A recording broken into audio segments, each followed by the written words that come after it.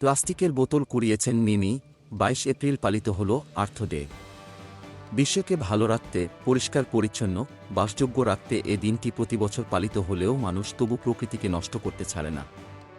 আর তাই এই বিশেষ দিনে পৃথিবীকে পরিষ্কার রাখার জন্য, প্লাস্টিক মুক্ত রাখার জন্য একটি বিশেষ বার্তা দিলেন টলিউড অভিনেত্রী মিমি চক্রবর্তী। হিন্দুস্তান টাইমস বাংলার প্রতিবেদন অনুযায়ী, সম্প্রতি আর্থ ডে উপলক্ষে সামাজিক যোগাযোগ মাধ্যমে মিমি চক্রবর্তী তার একটি পুরনো ভিডিও পোস্ট করেছেন।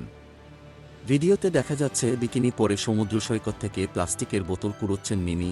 এই ভিডিও পোস্ট করে এদিন অভিনেত্রী সোশ্যাল মিডিয়ায় লেখেন, পৃথিবী আর প্লাস্টিক, তাও আমরা এটাকে হ্যাপি আর্থ ডে বলি।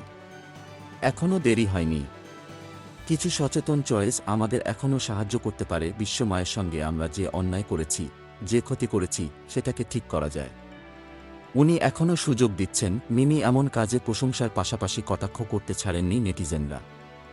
এক ব্যক্তি তাকে কটাক্ষ করে লেখেন, নিজে যেখানে ভোটে জিতেছিলেন সেখানে এগুলো করলে ভালো হতো।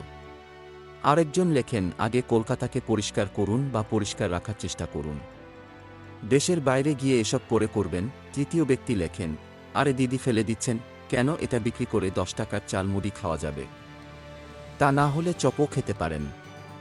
ওয়েস্ট বেঙ্গলে আবার চপের খুব নাম ডাক। চতুর্থ ব্যক্তি লেখেন, এত শো অফ করেন কেন, তবে মিমি যে প্রকৃতিপ্রেমী তার প্রমাণ এর আগেও পাওয়া গেছে।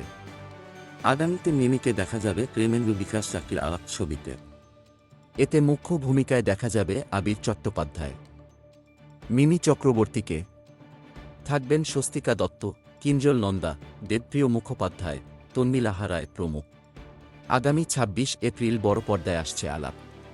ছবিটি প্রযোজনা করেছে Surinder films. Golam Mostafa, desk report, BE news.